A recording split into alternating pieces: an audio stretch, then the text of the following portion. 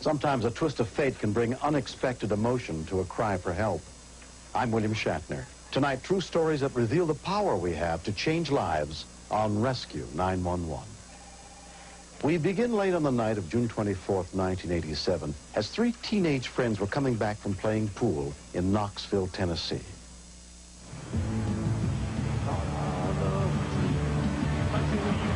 Well, what we know happened, one of the kids had a false ID, and they had picked up some liquor.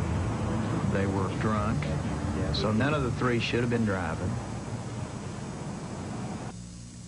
I guess at that age, we think we're invincible. We think, well, that can't happen to us.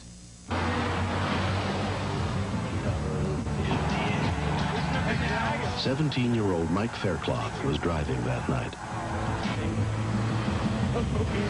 I don't know exactly how fast I was going. It's a real windy road. It was dark.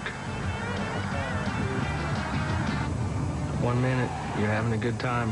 1 second later, your life has changed that fast.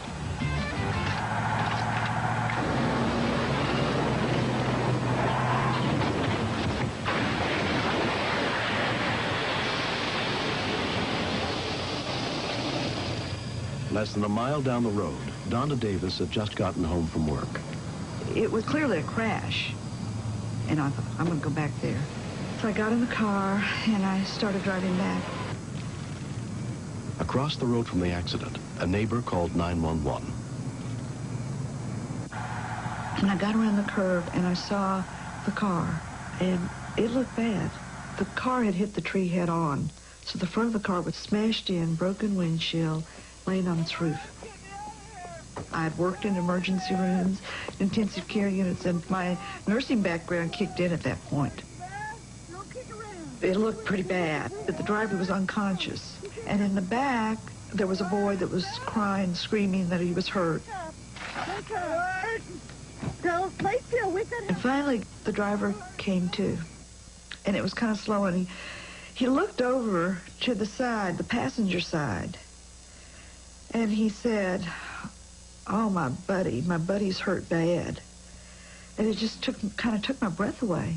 I said, "Are you telling me there's another boy in this car?" And he says, "Oh, this dude's hurt bad." I remember flashes.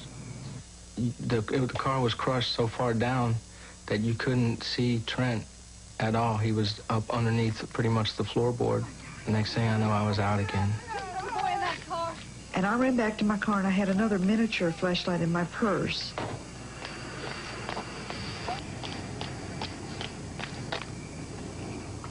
All I could see was his chest, and that his left arm was up under his body. Another ambulance! There's another boy in this car! And his left hand was ice cold, and I could not feel a pulse at all. Oh. But what struck me the most was that he sounded like he was slurping through a straw at the bottom of a glass. And all I realized was he didn't have clear airway.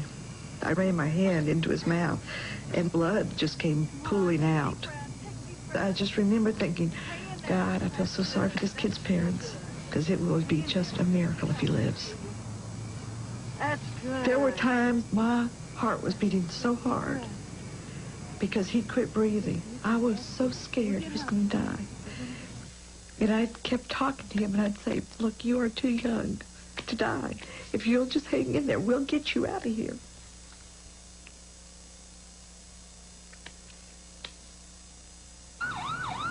Within 7 minutes, members of the Knoxville Volunteer Emergency Rescue Squad arrived at the scene, led by Captain John Yu. The tree was down across the road. I parked on one side of that. He started up the generator on the rescue truck.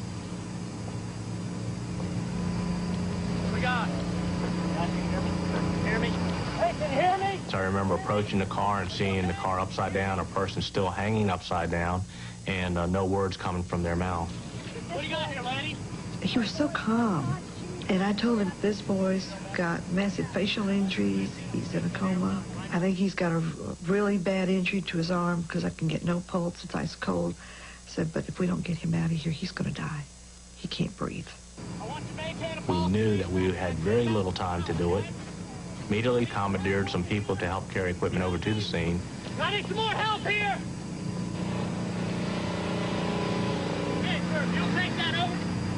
But we stabilized the vehicle and then immediately hooked up the jaws of life, started the generator.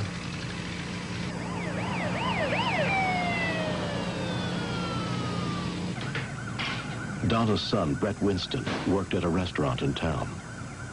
I had just come home and I heard all the sirens. I knew somebody had wrecked or something had happened. And I was thinking it could have possibly been my mom. I just thought maybe I should just go up there and see what's going on.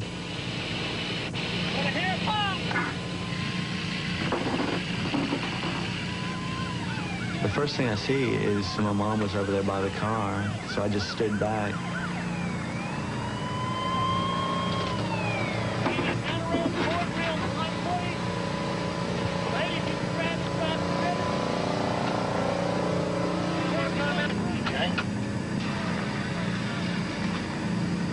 They pulled him out, laid him on that backboard. And when they did, I saw the eyebrows and I saw the hair. I knew. I mean, I knew. I couldn't say anything. I couldn't say it. I just kept shaking my head. No. And all I could get out was no. No. And finally, I think it was the sheriff or someone looked at me and said, "What?" And I said, "No." I said, "It's my son. It's my son." When we continue. I told Brett, "It's really, really bad, and your brother may not live." And I thought, this is a bad dream. This could not be happening.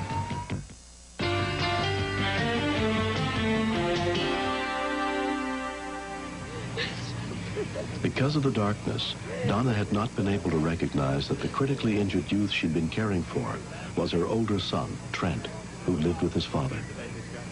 And I thought, this is a bad dream. This could not be happening. And then it was, can we get him to the hospital alive? There we go. Good deal. All right. Okay, mask trousers, please. I told Brett, it's really, really bad, and your brother may not live. Yeah, he may not live. This is bad. You know. The other two boys had cuts, bruises, and some broken bones, but were not seriously injured. While Trent was taken to the hospital, Donna went to call her former husband, Jerry, and tell him what had happened. When I got that call from Donna, that was the worst moment of my life. She normally keeps her composure quite good, so she was in a real panic, so I knew there was some big-time problems.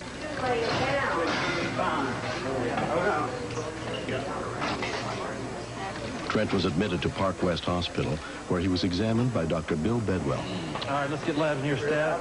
When I first saw Trent, he was bloody all over. He had arms and legs that were broken, multiple fractures, facial fractures, and was comatose and unresponsive.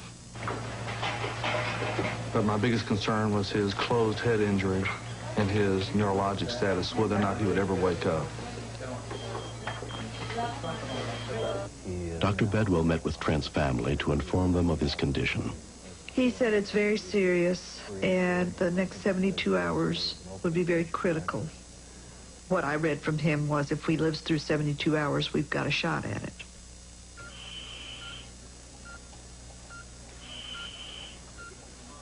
It's just a day-by-day thing. You just try to put out fires. You take care of the bone fractures. You maintain their airway, their breathing, their circulation, and you hope they can wake up and start breathing on their own. But the longer the coma, the more likely they are not to wake up. As every day went by, it became harder and harder. But I could not leave that hospital. I was not going to have, he was just not going to be alone, period. And if he died, he was not going to die without somebody sitting there.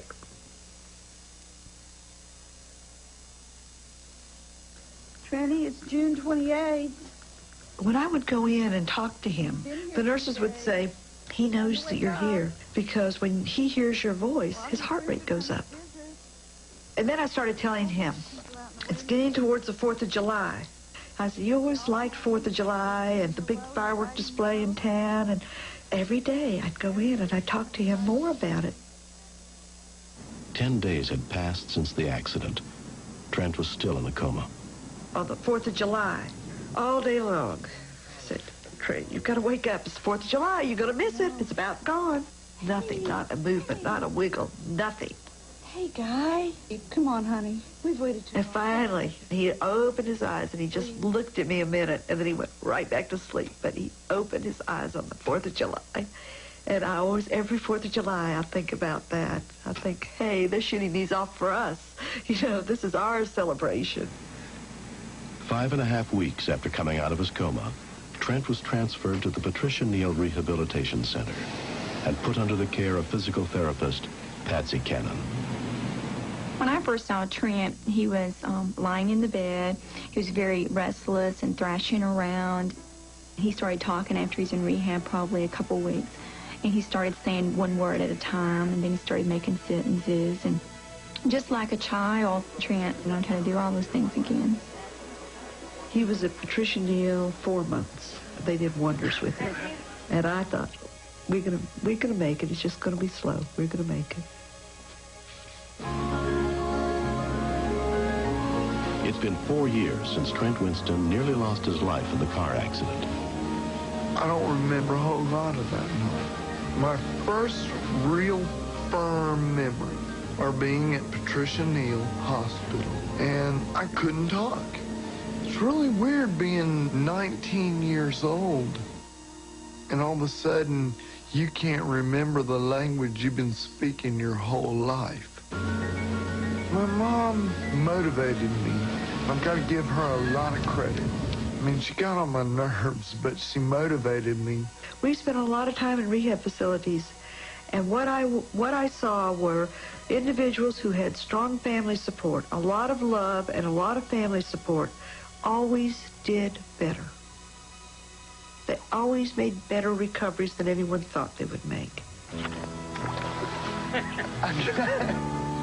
He beat all the odds. I mean, he beat every one of the physicians' predictions all the way through. And he's still the same kid, which is really a wonderful thing. Trent has remained close friends with Mike, who was driving that night. The scariest thing about the accident was thinking about whether or not he was going to make it or not. You don't understand how it feels until something like that happens to you. It's kind of painful. Drinking and driving don't mix. Drinking and driving kills. See, a lot of people have to learn that the hard way. And a lot of times the hard way makes you dead. I'm proud of the job that I've done. I'm beginning my 3rd year in school at the University of Tennessee in Chattanooga. You don't ever quit rehabilitating. The way I think is there's nothing I can't do until I've already failed at it. And nobody's gonna stop me from making myself better. Next. I have not seen very many children survive this. I whispered to a fireman, we've got to hurry. We're going to lose him if we don't.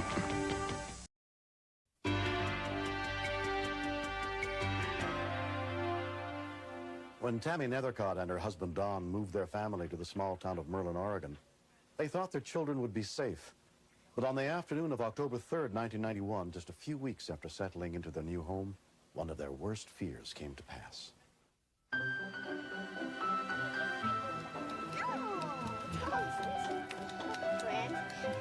While Tammy worked inside the house, she asked her daughters Danielle and Desiree to keep an eye on their 2-year-old brother, Christopher. Have some apple pie. Have some apple pie. Have it too. He's an explorer, and I guess that's like normal for 2-year-olds to check everything out. We put up a barricade along the side of the pool. It was just like makeshift for the time being.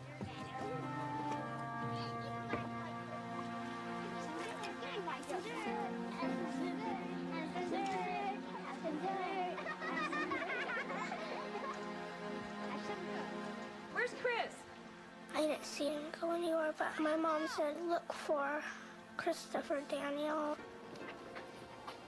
I went to go look for him. I thought he was on the swing set, but he wasn't.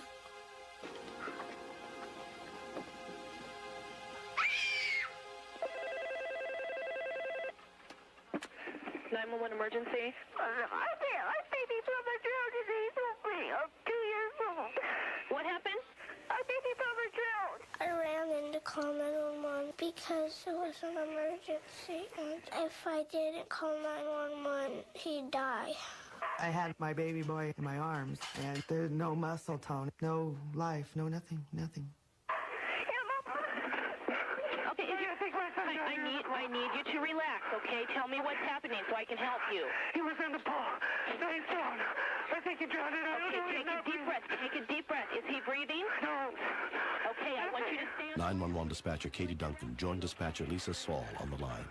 We're trained to work in pairs, so from there I was going to take over the emergency medical portion of the call so that she could dispatch the ambulance and the fire department. Medic 4. The nearest rescue units, including EMT Jess Webb, headed to the scene, but they were 7 miles away. About a month before, I had a 10-year-old drown on me on the Rogue River. I was afraid that this was going to turn out the same way, and it hits pretty hard with kids. It hurts. What color is he? His lips are kind of blue. Okay, that's all right. Is his head tipped back a little bit? Yes. Okay, now listen to me. Put your mouth over his mouth and nose. And flow 2 little breaths to fill up his lungs. Okay? No, wait, no. Settle down yourself. Listen to me. Is he breathing yet? Okay. She was on a roller coaster, and it would have been very easy to lose her. If she looks down again and realized the baby's not breathing, then I would have lost the only rescuer that we had at the scene. That's okay. As soon as we realized there wasn't a pulse, I had to control her and get her back into the sequence. Tip the head back and 2 more breaths. Watch for the chest to rise. 2 more.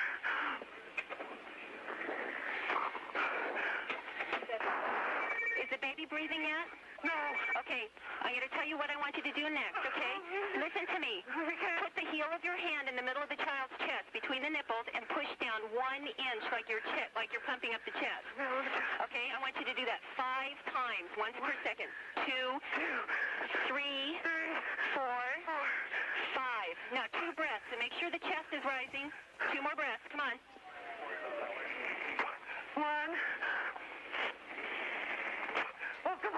But in a rural setting, especially where this address was, you're talking probably 10, 15, sometimes 20 minutes or longer until the very first unit arrives. 13 minutes after Christopher was pulled from the pool, the nearest advanced life support ambulance was still more than 3 miles away. That's okay, you're doing fine. 5. Okay, 2 more breaths. Come on, give him the breath. 1. I'm not an EMT. I'm not a doctor, nurse, just a typical mother. Turn him on his side and tip his head back just a little bit. Is there any more water coming? Listen to me. Tip his head back. He didn't have any color in him, except for his lips are purplish blue. I was feeling scared because I was thinking that he'd die.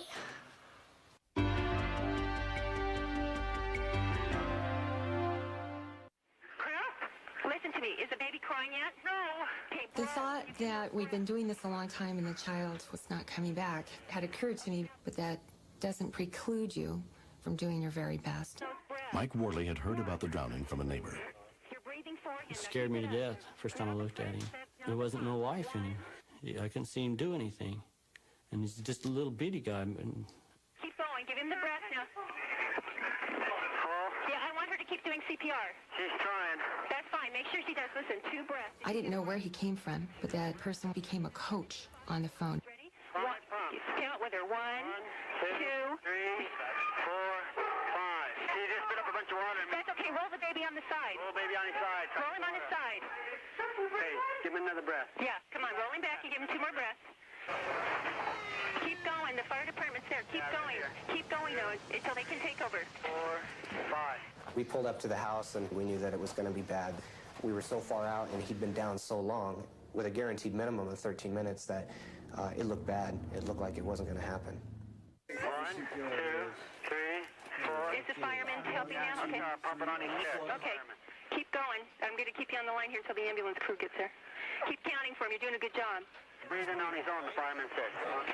Okay, I'm going to go ahead and let you go. Okay. Okay, bye-bye. I felt like, well, we've done our best. It's just kind of like a little relay race. We did our little part in the relay race, and now it was someone else's turn to do their best. Minutes later, the advanced life support unit arrived, and paramedic Jim Bard took over the boy's care. Hi, Jim. Immediately, I went to the child, and he did have a pulse, but he was only breathing about 4 or 5 times a minute. Okay. He's disturbed, but he's not looking good at all. I have not seen very many children survive this. I whispered to a fireman, "We've got to hurry. We're going to lose him if we don't." Nice and easy. While Christopher was prepared for transport to the hospital, Tammy called her husband Don at work and told him what had happened. I wanted to just floor it and just get home. About 2 miles from the house, I finally met the ambulance. It was like being in a tunnel. I didn't know whether my little boy was alive or not. I actually felt grieving for this kid. It was like he's dying and I'm dying with him. I really didn't expect him to make it. I was letting go towards the end. Christopher was admitted to Josephine Memorial Hospital and examined by Dr. Jim Geeson. She was extremely critical. He's breathing about 5 times. We're still assisting. Initial assessment was very dismal regarding the chance for the child recovering neurologically. I went off duty a half hour later. It was really a bad night. I cried all the way home. The little boy was taken to Dornbecker Children's Hospital, more than 200 miles away. His parents drove through the night for 5 hours straight, not knowing what condition their son would be in when they finally got to see him at the hospital. He was still hooked up to all the monitors and everything. But he looked like he had a little more color, and he looked at Tammy and he said, "Mama." That was a great feeling. I can't explain it. It's probably like rebirth or something. After 2 days in the hospital, 2-year-old Christopher Nethercott was released without any sign of permanent injuries. We don't send Christopher out with the girls and say, "Okay, you watch him." That doesn't happen anymore. They're not old enough. They're playing too, so we watch. But if you have a pool, gotta make sure it's secured. Not just 95%, yeah, it's gonna be okay. Make sure that pool's 100%. It was just unbelievable.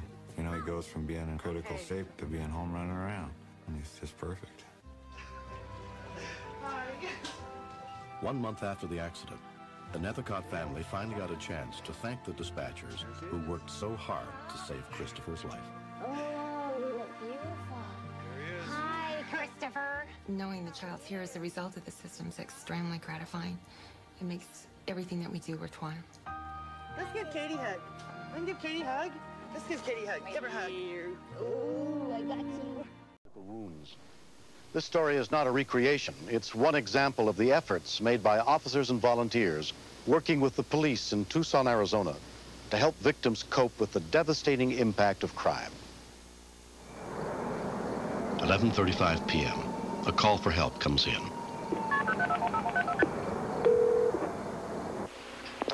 This is a medical dispatcher. What is the address?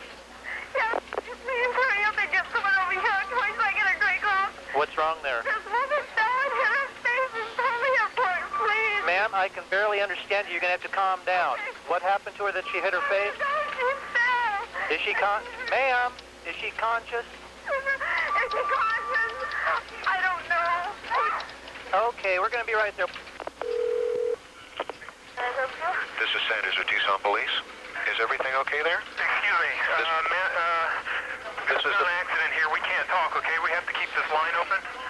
This is the police. Okay, all right. Thank you, sir. What's the accident? What happened? Apparently, one of the managers has been shot. She doesn't remember. She doesn't know. Is there paramedics on the way? Yes, sir. They're here right now. They're helping her. There's a young lady on the floor bleeding profusely as she'd been seriously injured in the face. There was a couple of girls working with her. They were in the back when it happened. They looked around when they heard a loud noise, and what they saw was a girl laying on the front pool of blood with a serious injury. Tracy Bryant, the restaurant night manager and mother of 2, was taken to the hospital. We had one witness, which we had quite a difficult time ascertaining what had actually happened because she was very hysterical. The reason that I called victim witness was to help calm her and the other lady employee down. They were very, very upset. Within minutes of shooting, the witness volunteers Sherry Michaels and Lynn Peterson arrive at the scene.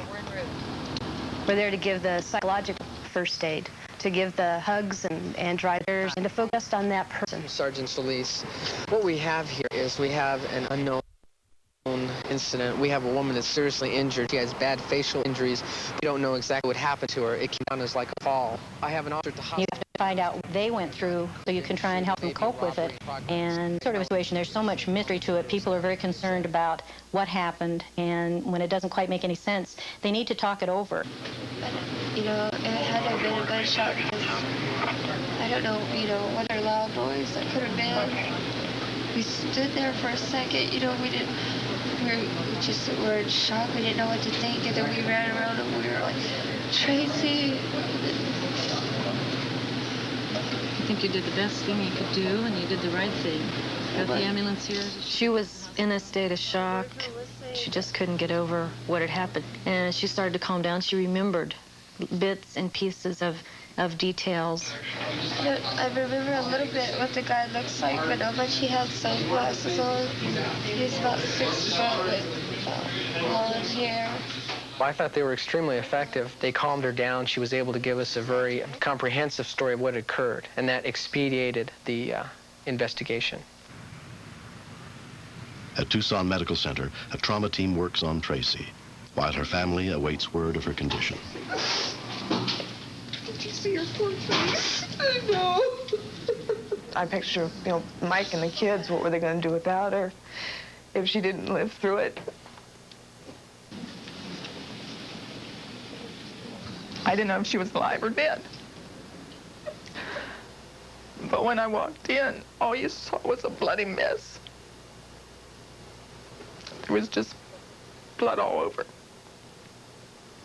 Okay. Police officer Lee McNitt had also gone to the hospital. The family arrived shortly after the victim did, so I immediately went to the family and explained to them what had occurred and what I knew to that point. The victim witness is still available if you'd still like to talk to him. Okay, if you think they can help you, if you think you have it under control and you don't want them, you won't bring them up here. If you've got your family situation here set up and you're all depending on each other and you don't want them, that's fine.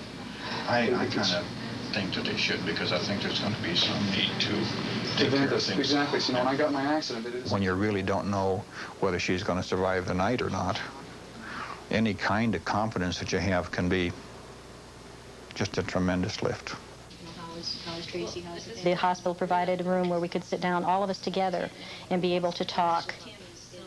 At first, there's a whole realm of feelings. The ranges go from absolute silence to complete anger. I was so angry at whoever did this, you know, because I kept picturing this, you know, the family without Tracy, what was going to happen. I just wanted to wring the guy's neck.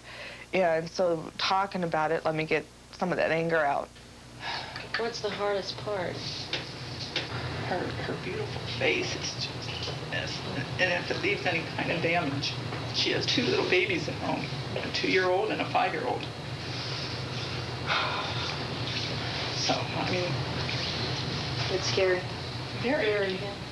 Right now, it's very hard not to know and to wonder, and you want to know exactly what happened, because it makes it easier to deal with when you do. But they really, right now, they don't know. Nobody actually saw her get shot, but the 2 girls who were working at the time remember the things that happened beforehand. You know. We have the time to sit there, to give complete attention to the individual. Sometimes the police do that, and they do very well. The thing is, they don't generally have the time to spend there. The surgery lasts 4 hours, but doctors still do not know exactly what happened to Tracy. All I can really say at this point is that we know that there's a puncture wound to the right of the nose and a second one behind the right ear. She is awake, alert, and responsive. She moves all of her extremities, which is a good sign.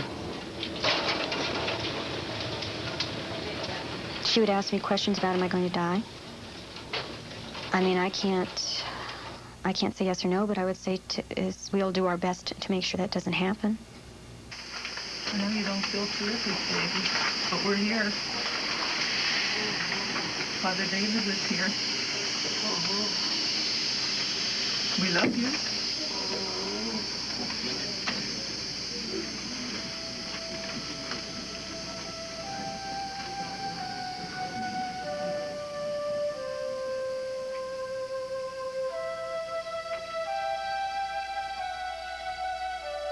A gunshot by a stranger changed the lives of 29-year-old Tracy Bryant and her family forever.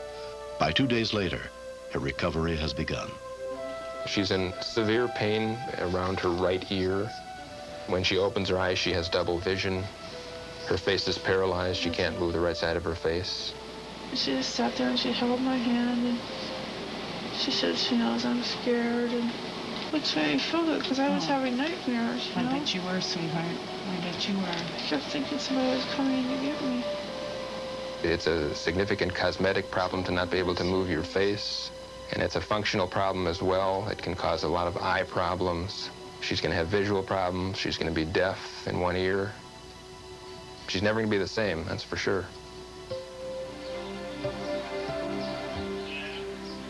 Two months later, Tracy still has additional surgery and physical therapy to undergo, but she's grateful to be alive.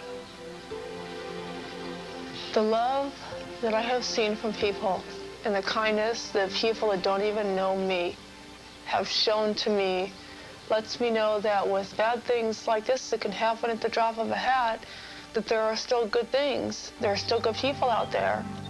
Tracy's husband and her children are still adjusting. All the pain and frustrations. It's real hard to handle. She's been through a lot, and I guess she just knows how to handle it. I got more scared for the kids than anything else, because they really need her. She's an important part of their lives. It was pretty hard on me without her, and it's pretty hard on Daddy. I felt very positive about the family. I think they were extremely supportive of each other, more concerned about each other than they were themselves. A lot of people do not have that, and that's a very secure thing to have. The person who shot Tracy has not been found, but with the help of the Victim Witness Crisis Unit, family and fellow employees are coping with the tragedy. I'd never experienced anything like that before. When you're really hurt and upset like that and scared, you need someone there to comfort you, and she really helped me out a lot. I think it's a real good program. Lynn and Sherry did a great job. They were wonderful. And there's no way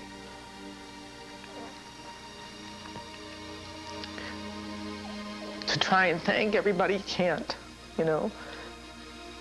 And I just hope that someday we can pass on their kindnesses to someone else.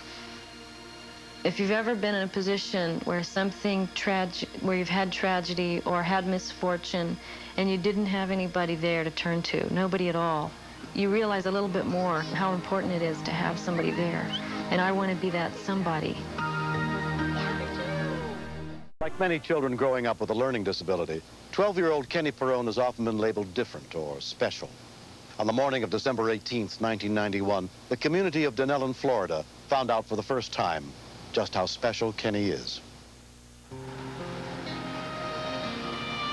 Children with attention deficit disorder, they can only pay attention to one thing at a time. Everything that happens disrupts them and takes them off their chain of thought. Hi, good morning, Mr. Snyder. Morning, Kenny. But Kenny is a very empathetic and compassionate person. He cares sometimes more for other people than he does for himself.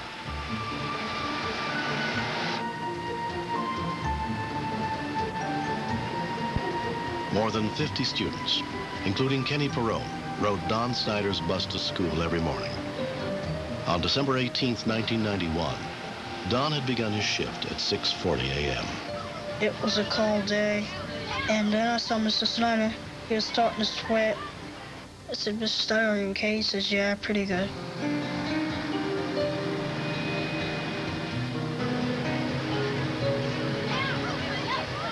I thought he was just tired and stuff.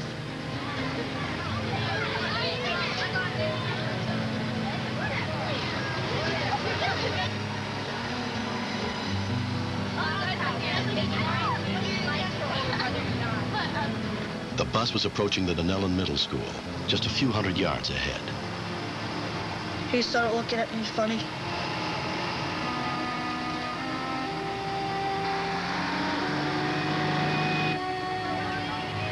And I asked him, "What's the matter, Mr. Snyder? What's the matter?" And he was gasping for air.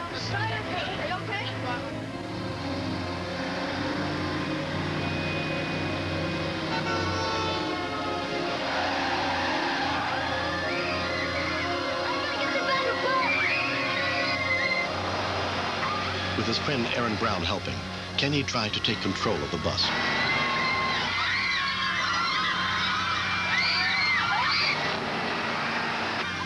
His foot was on the gas, and I was trying to get his foot off the gas. I was heading toward a telephone pole.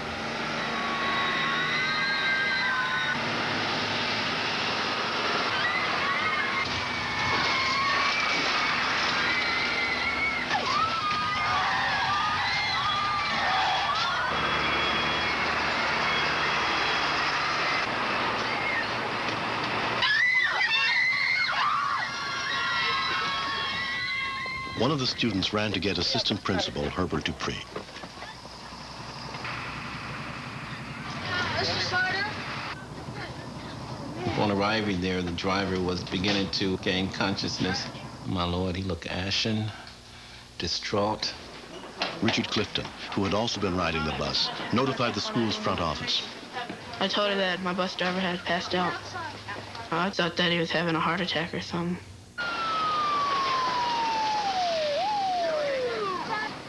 He said, I recall trying to turn the bus, and then that was it. Paramedic Greg Bixler and his partner with the Monroe Regional Ambulance Service arrived on the scene within 5 minutes. Hi. How you doing? Better. He wasn't complaining about any pains or no headaches, no chest pain. He also complained of a little bit of stomach cramps initially right before he passed out.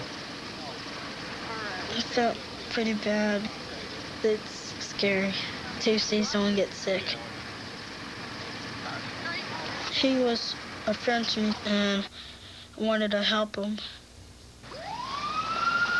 Tests revealed that Don Snyder had suffered a severe reaction to the prescription cough medicine he had taken that morning for the first time. If you're not sure how medicine's going to affect you, don't drive or do anything that's going to require any fine motor coordination. Take a dose, see how it's going to affect you before you go doing anything that will require you to use good judgment. 1 month later, Don was back in the driver's seat.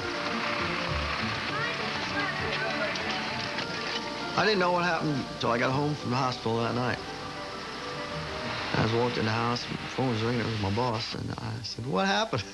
And she told me that Kenny Peroni had got up and steered the bus and stopped it. Real thankful for that. I wouldn't have expected Kenny, one of the smallest kids on the bus, to take command like that. If Kenny hadn't, stopped the bus, I think we probably would have hit the phone pole, and a couple of people could have been hurt. I think he was brave for what he did. And that if it ever happened again, that I'd rather have him on my bus than any other kid. Kenny's father, Andy Perone, a volunteer fire chief, is proud of the way his son handled the emergency. Kenny just seen somebody needed help, and the kids were on the bus. He hollered, "Go back to the bus." He took charge. Sometimes Kenny gets like that. He loves to take charge of things. And just that day, he took charge the proper way. On January 28, 1992, the city of Denellen presented awards to Kenny Perone and his friend Aaron for their heroic efforts in stopping the bus. On behalf of county commissioners, we do want to present this award to you. It's very difficult to explain how it is to have a child that you pray for almost 12 years, that you know that he is capable of so much, and to have everybody say he doesn't fit the clone of the perfect child. And all I could say was, "Right on, kid, man, I'm proud of you."